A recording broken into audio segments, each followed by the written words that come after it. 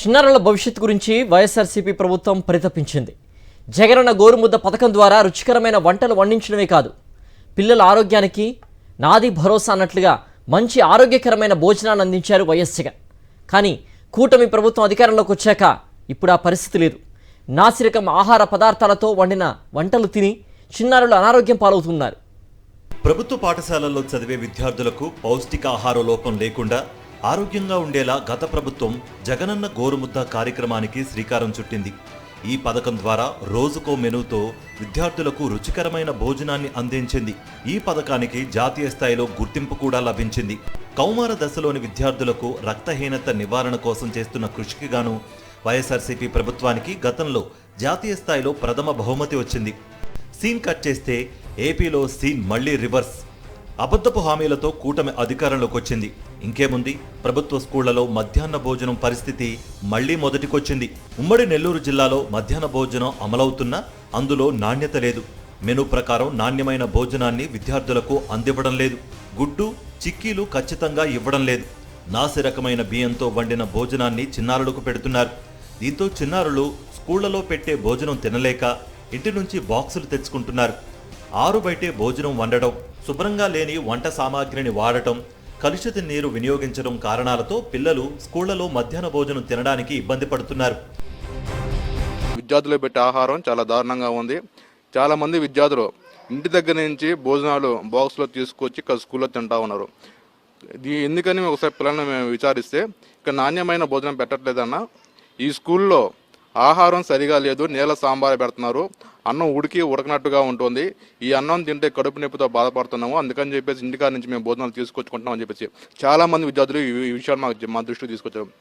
సూళ్లూరుపేట, ఆత్మకూరు, ఉదయగిరి, కోవూరు నియోజకవర్గాల్లోని పలు ప్రభుత్వ పాఠశాలల్లో చదివే విద్యార్థులు ఇంటి నుంచి బాక్సులు తెచ్చుకుంటున్నారు. కూటమి ప్రభుత్వంలో విద్యార్థులు కడుపు నిండా భోజనం చేసే పరిస్థితి లేదు. దీంతో కూటమి సర్కారు తీరుపై విద్యార్థి సంఘాల నేతలు ఆగ్రహం వ్యక్తం చేస్తున్నారు. రైస్ అయితే అసలు సంఘట రూపంలో వస్తూ ఉంది. కనీసం వాళ్ళకి రైస్లో పురుగులు వస్తూ ఉన్నాయి. అన్నంలో వాళ్ళు తినేటటువంటి అన్నంలో అసలు నాణ్యత లేనటువంటి కర్రీస్ ఈరోజు ప్రొవైడ్ చేస్తూ ఉన్నారు. గాలి మాటలే వినిపిస్తున్నాయి తప్పిస్తే ఎక్కడ పూర్తి స్థాయిలో ఈ రాష్ట్రంలో విద్యార్థులకి పూర్తి స్థాయిలో భోజనం అనేది నాణ్యత లేదని చెప్పి మేము ఎస్ఎఫ్ఐగా తెలియజేస్తా ఉన్నాం.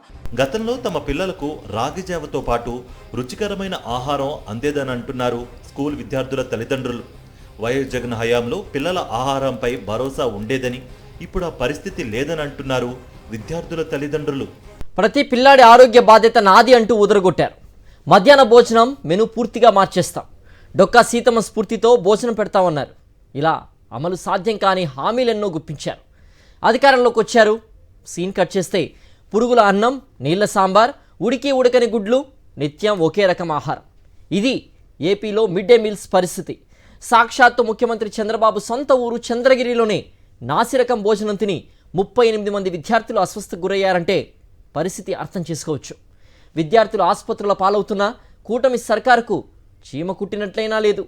తిరుపతి జిల్లాలో ప్రభుత్వ స్కూళ్లలో అధ్వానంగా పెడుతున్న మధ్యాహ్న భోజనంపై సాక్షి గ్రౌండ్ రిపోర్ట్. మెనూ మార్చి రుచికరమైన ఆరోగ్యకరమైన భోజనం పెడతామంటూ గొప్పగా ప్రచారం చేసుకున్నారు. ఇలా అధికార పగ్గాలు చేపట్టారో లేదో వైఎస్ జగన్కు ఎక్కడ మంచి పేరు వస్తుందోననే భయంతో జగనన్న గోరుముద్ద పేరు తీసేశారు. కూటమి ప్రభుత్వంలో మెనీ కూడా చేంజ్ చేశారు. ఏ రకంగా అంటారా? అపరిశుభ్ర వాతావరణంలో వంట, జావ లాంటి అన్నం, నీళ్ళ లాంటి సాంబార్, గతంలో ఇచ్చినట్టుగా చిక్కీ ఇవ్వడం లేదు. నాణ్యత లేని ఆహారం తిని ఆసుపత్రుల పాలవుతున్నారు విద్యార్థులు. ఇంటి నుంచి బాక్సులు తెచ్చుకునే పరిస్థితి నెలకొంది. సాక్షాత్తు చంద్రబాబు పుట్టి పెరిగిన ఊరు చంద్రగిరిలోని ప్రభుత్వ స్కూల్లో మధ్యాహ్న భోజనం ఏ విధంగా అమలవుతుందో పూర్తి వివరాలు మా ప్రతినిధి విజయమూర్తి అందిస్తారు. తిరుపతి జిల్లా చంద్రగిరి నియోజకవర్గం పరిధిలోని చంద్రగిరి బాలికోన్నత పాఠశాల, జిల్లా పరిషత్ బాలికోన్నత పాఠశాలలో ఈ యొక్క మధ్యాహ్న భోజన పథకానికి సంబంధించి పిల్లలంతా కూడా తింటున్నటువంటి పరిస్థితి చూస్తున్నాం. గత వారం రోజుల క్రితం ఏదైతే మధ్యాహ్న భోజనం వికటించి 28 మంది విద్యార్థులకు అస్వస్థకు గురైనటువంటి ఘటన మర్చిపోక ముందే మళ్ళీ అదే తరహాలో ఈ యొక్క ఫుడ్ విషయంలో నాణ్యత లేకుండా వారంతా కూడా మధ్యాహ్న భోజన పథకాన్ని కొనసాగిస్తూ ఉన్నారు. ప్రస్తుతం మనం చూస్తూ ఉన్నాం ఏదైతే డొక్కా సీతమ్మ మధ్యాహ్న భోజన పథకం అని పేరు మార్చి మధ్యాహ్న భోజనం విద్యార్థులకు అందిస్తున్నారో ఇది గడ్డ కట్టుకుపోయినటువంటి అన్నాన్ని మధ్యాహ్న భోజన పథకం కింద విద్యార్థులకు పంపిణీ చేస్తున్నటువంటి పరిస్థితి కనిపిస్తోంది. ప్రధానంగా ఇది ఆంధ్రప్రదేశ్ రాష్ట్ర ముఖ్యమంత్రి చంద్రబాబు నాయుడు సొంత ఊరు.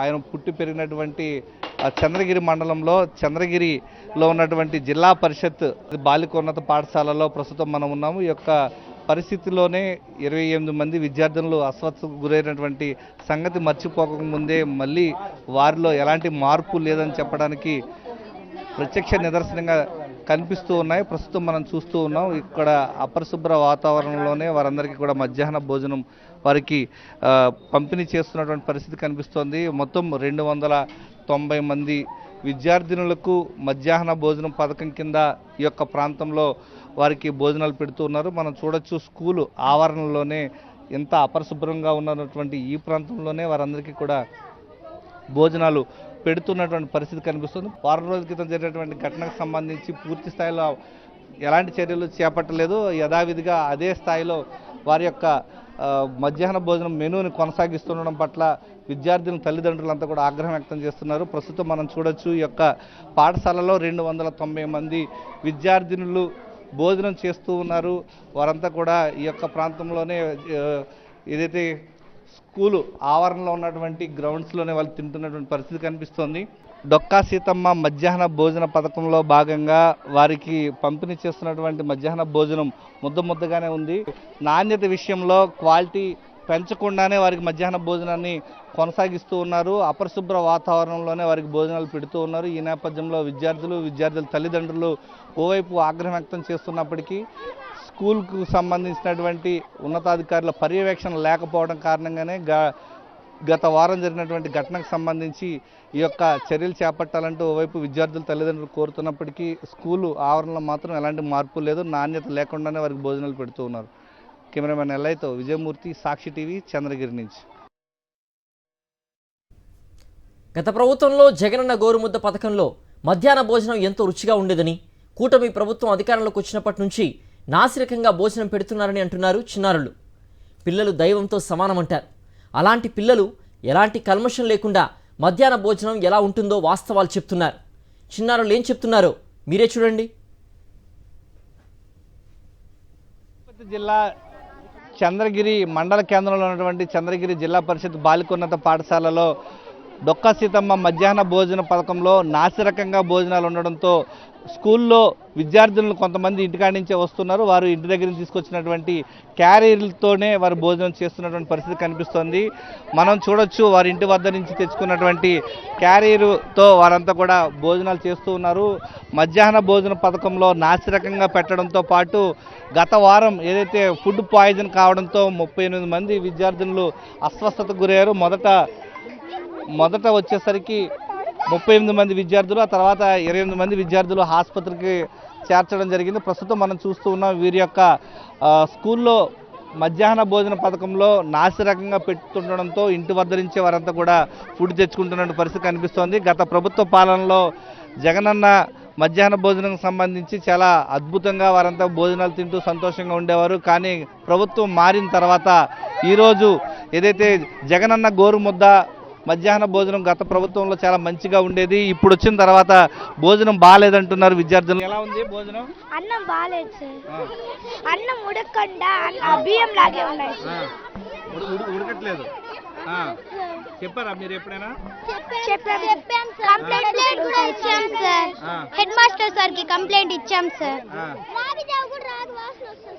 అమ్మా ఎలా వస్తుందమ్మా? రాగి వాసన వస్తుంది సార్.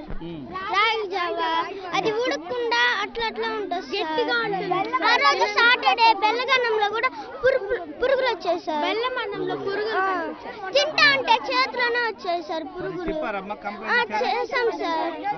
గతంలో ఎలా ఉండేది జగనన్న గోరుముద్ద?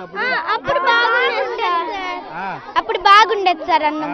జగనన్న గోరుముద్ద సార్ బాగుండే వస్తుంది. అప్పుడైతే చాలా బాగుండేది సార్. అది గోంగూర పప్పు కూడా బాగా రావట్లేదు సార్. అన్ని ముద్దగా వస్తుంది. ఒక నిమిషం అన్నం ముద్ద ముద్దగా వస్తుంది సార్, తిన్న కాదు. తిన కావట్లేదు, వాసన వస్తుంది. మాడిపిన వాసన వస్తుంది సార్. అమ్మ, అప్పుడు గత ప్రభుత్వ హయాంలో భోజనాలు బాగుండేవి, జగనన్న గోరుముద్ద విద్యార్థులంతా కూడా సంతోషంగా తినేవారని చెప్తున్నారు. ఇప్పుడున్నటువంటి చిన్నారి తల్లి చెప్తుంది, అమ్మ తల్లి ఎలా ఉంది ఇప్పుడు భోజనం తినాలనిపిస్తుందమ్మా? తినాలనిపించట్లేదు సార్, పారేయాలనిపిస్తుంది. అలా బియ్యంగానే ఉంటుంది. 2 days నుంచి నాకు కూడా వామిటింగ్స్, స్టమక్ పెయిన్ అయింది సార్. హాస్పిటల్కి పిలుచుకొని వెళ్ళారు.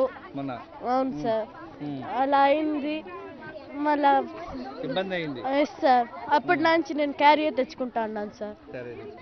హాస్టల్లో 30 numbers పైన మోషన్స్, వామిటింగ్స్ సార్. ఎప్పుడమ్మా? నిన్నే సార్, నిన్నంతా సార్. ఏం జరిగిందమ్మా రోజు? సార్ అన్నం ఉడకకుండా ఉనింది సార్, అందుకని అందరూ తినేసేలా అయిపోయింది సార్. గతానికి ఇప్పటికి తేడా, గత ప్రభుత్వంలో జగనన్న గోరుముద్ద ఎలా ఉండేది తల్లి, ఇప్పుడు ఎలా ఉంది? అప్పుడే బాగుంది సార్. మళ్ళా స్వీట్ పొంగల్లో పురుగులు పెట్టేసి మొన్న వాంతింగ్స్ అందుకనే అయింది సార్. మనం చూస్తున్నాం, ఈ యొక్క విద్యార్థుల్లో పాపం కల్మషం లేని మనసులతో వాస్తవాలు చెప్తూ ఉన్నారు.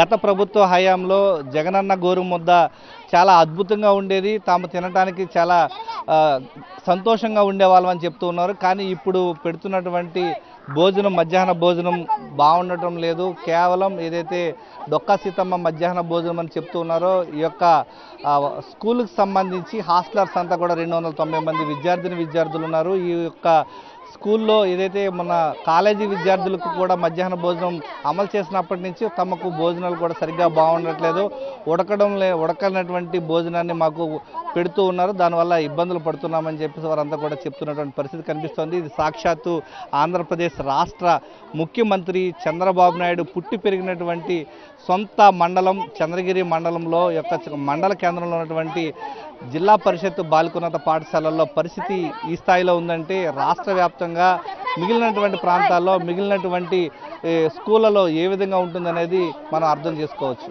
కెమెరామెన్ ఎల్ఐతో విజయమూర్తి, సాక్షి టీవీ, చంద్రగిరి నుంచి. ఇదే స్కూల్ గత శుక్రవారం నాసిరకం భోజనం పెట్టడంతో 38 మంది విద్యార్థినులు ఆసుపత్రి పాలయ్యారు. హాస్టల్ విద్యార్థులు ఇప్పటికీ కోలుకోలేదని విద్యార్థులు చెప్తున్నారు. ఎలాంటి రుచి పచి లేని ఫుడ్ అందిస్తున్నారని అంటున్నారు. సెకండ్ టైం, థర్డ్ టైము దబరా వచ్చినప్పుడు ఉడకలేదు కింద, అందువల్ల 35 members ఏమో కడుపు నొప్పి వచ్చింది అన్నారు. పిల్లలు తినే మధ్యాహ్న భోజనంలో నాసిరకంగా పెడుతున్నారని నిర్వాహకుల్ని ఎంత హెచ్చరించినా వారిలో మార్పు రావడం లేదని అంటున్నారు విద్యార్థి సంఘాల నాయకులు. మార్పు రాకుంటే పెద్ద ఎత్తున ఉద్యమిస్తామని ప్రభుత్వాన్ని హెచ్చరిస్తున్నారు.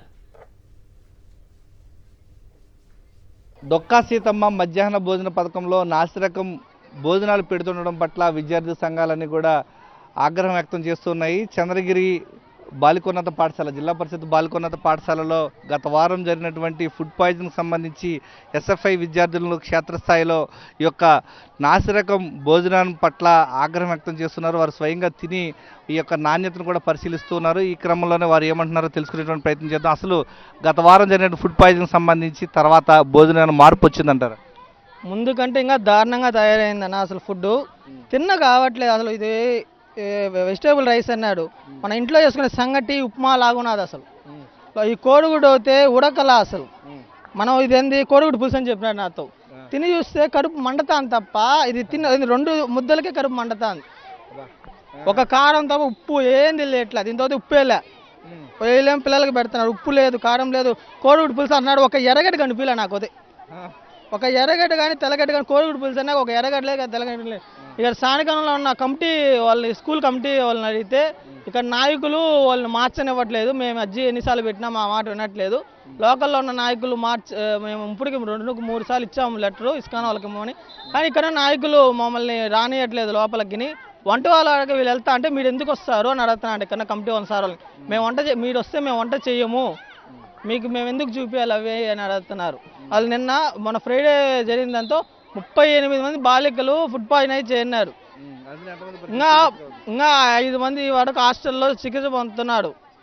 ఇంటికి వెళ్ళిన వాళ్ళు, ఇప్పుడు నిన్న తిన్న వాళ్ళు ఎవ్వరు ఇక్కడ లేరు, అందరూ క్యారీలు తెచ్చుకుంటున్నారు. వీళ్ళ ప్రభుత్వం ఏమంటుంది, గొప్పగా స్టార్ట్ చేసామనేసి చెప్పారు.